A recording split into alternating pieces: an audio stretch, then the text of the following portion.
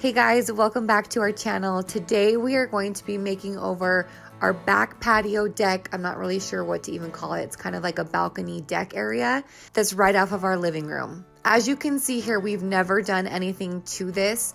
The green paint on the back of the house is still the original color that it was when we moved in. We actually ran out of paint when we were painting the front of the house. And when that happened, we just never went and bought more paint to finish the back. So we are going to be tackling painting the entire back of the house, as well as remodeling this deck area. So I'm just showing you all the different angles so you get a really good idea of what we're working with. We are going to make this look completely different back here.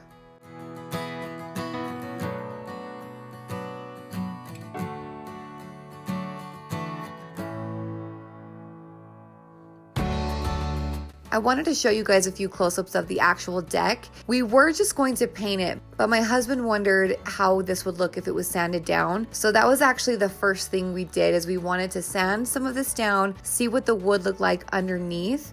And if it looked nice, we were going to just leave it as it was and then just coat it with a clear coat.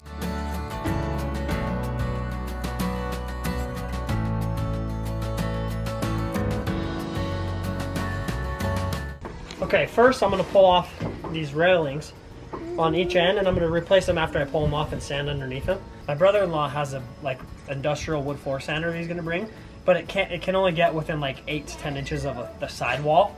So I'm going to pull off the railings, sand there, and re-put them back on just so my kids don't fall off them. But we're just going to sand the perimeter first, and we'll see how it goes.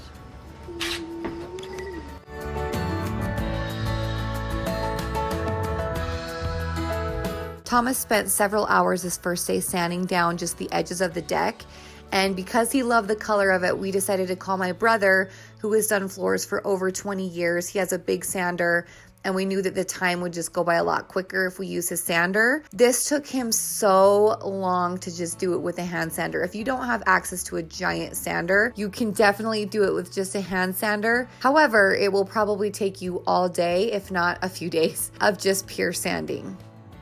We also decided long before that we wanted to sand these beams down like we did on the other side of the patio in the back. We love the natural color of the beams, but again, this took almost an entire day of just sanding the 2 beams and the cross beam across the top. So here's my brother with his giant sander. He literally did this in 40 minutes and we were just dying with how long it took my husband the day before to get just a little portion of the deck sanded. He literally did this in 40 minutes, the entire deck, and we were so in love with the color of the floor. So we decided just to leave it as is, and we did go with a clear coat, and we'll show you guys the exact kind of products that we use for this. I did want to give my brother a shout out. If you guys live anywhere in the Utah area, Northern Utah, that's where we're from, and you are wanting to get your floors done, I have my brother's contact information in the description box below. So be sure to check that out. He has been doing this for over 20 years, like I mentioned before, and his work is amazing.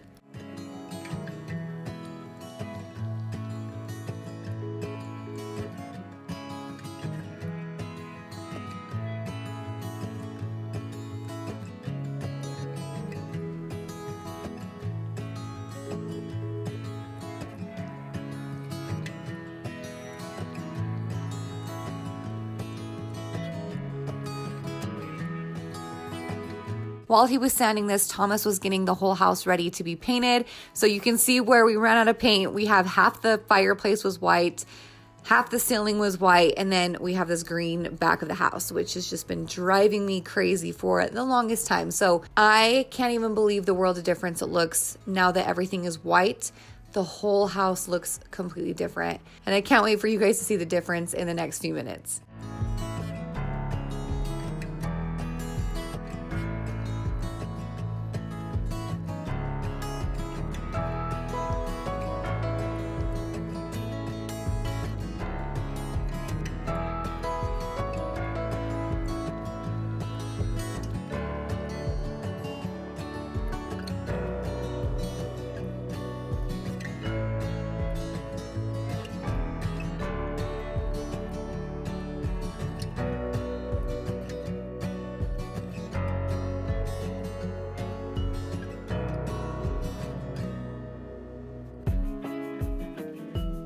We wanted the railings to be black, so black spray paint was a really quick fix to just give these railings the desired look that we were going for.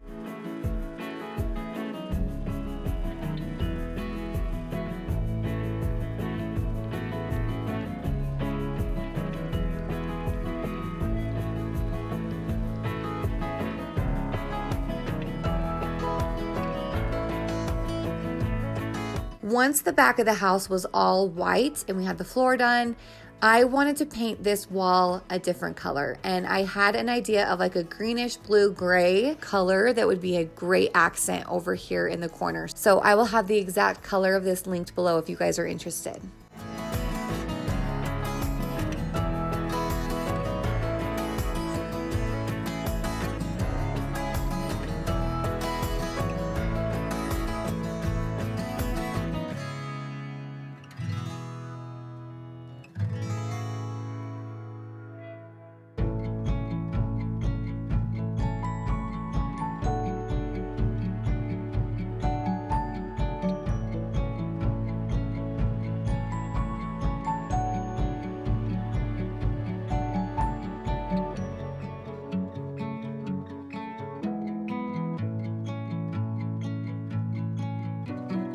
Okay, moving on to our first big build of this whole thing.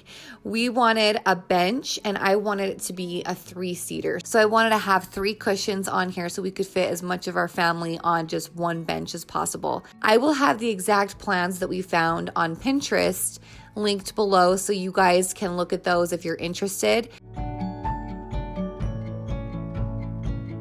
I'm piecing the arm together now. These are my measurements that I decided to do. These arm ones are 24 inches. I like to write it on it, especially since I'm sanding it. 24 inches for the arms, both of them. This middle piece right here is 25.5 inches because that's how wide the cushion is. And I want it to fit just snug, like right at the end. So this will actually, the width of it will be different cushion, yeah, depending on the kind of cushion you get. So just remember that. But if you want it the like traditional height, this is how you would want to build it. This top piece is 28 inches because you obviously have to account for the 2x4s. The 2 sides. The last thing that I want to do is I want to know where I'm going to drill my pocket holes at. That's the most important thing for right now because you don't want any of the pocket holes showing. So I'll go and mark. I want one here, here, and here. So that one's hidden. Then I'm going to come up here. Now I know my pocket holes won't be showing. I'm still going to fill them just because I'm OCD, but it won't be showing. So this will be where you sit at, so 10 inches to the top of your 2x4 or your 2x3.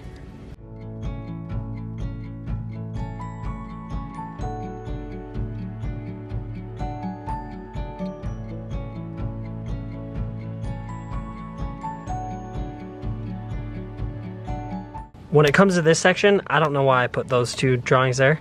I'm gonna X those out. I'm gonna do the 2 pocket holes here because obviously those will go into nothing. This one will actually go into the wood.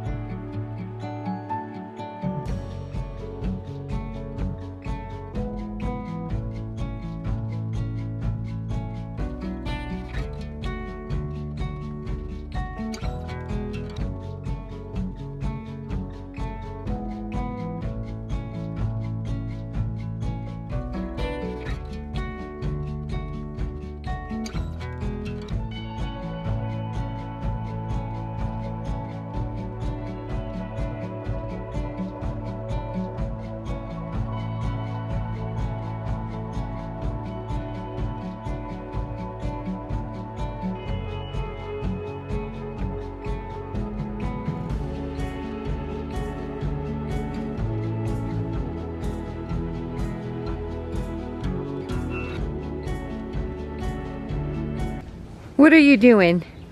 I'm making my house. You're making a house. Okay. You're making your house? Yeah.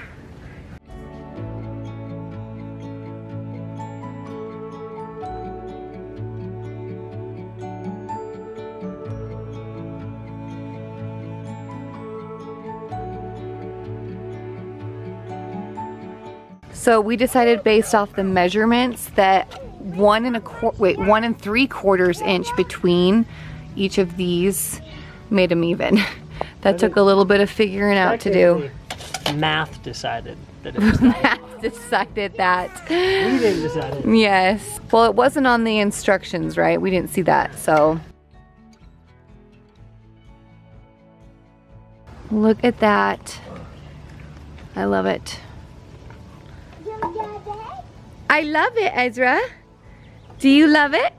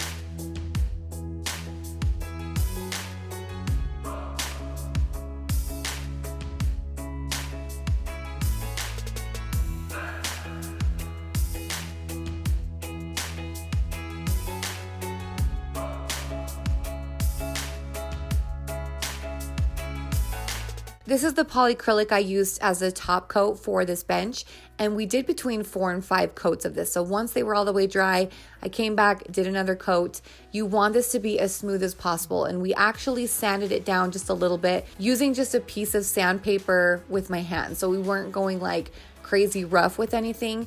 We were just lightly sanding the whole thing down after we did the 4th coat. And then we did 1 more coat and it made it really, really smooth. So that's just a little tip if you want your piece to be extra smooth. 1 little sand between coats will do the trick.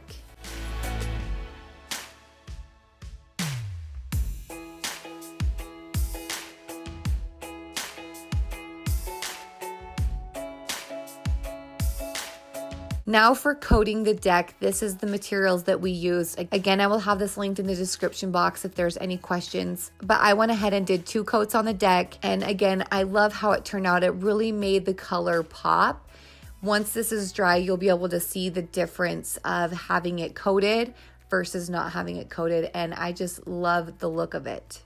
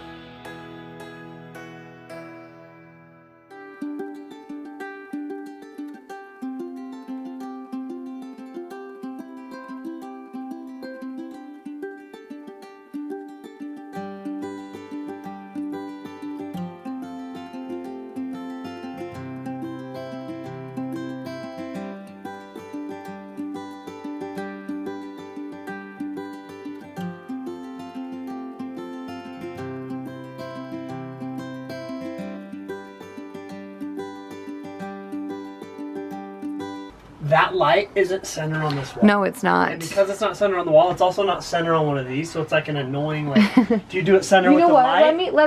Let's step back and... What do you think looks best? Like right there?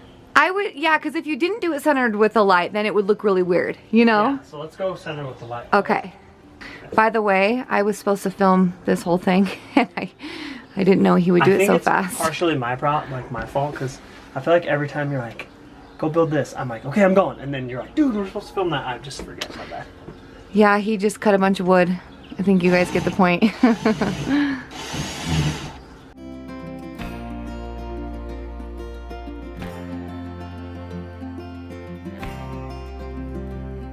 What I'm going to do here is I picked all of this up at Lowe's, and I'm going to stain these. These are going to be little plant stands. So I'm going to paint these, stain these, cut these the length that I want for the stands to be different heights.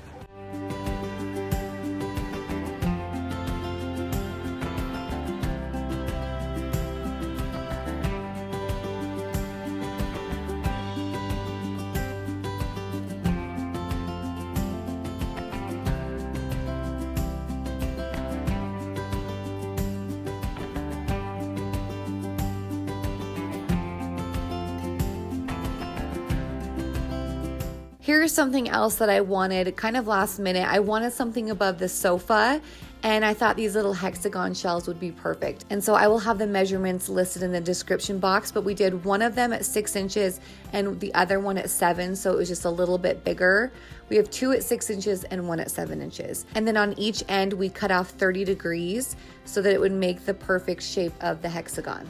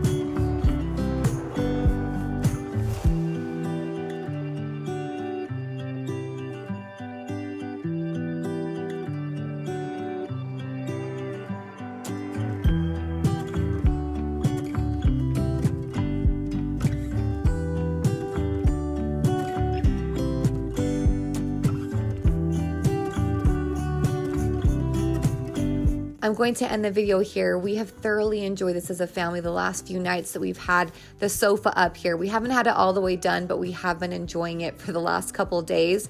And I swear it's my favorite place to hang out now. The first thing I want to do when I wake up is go sit out there.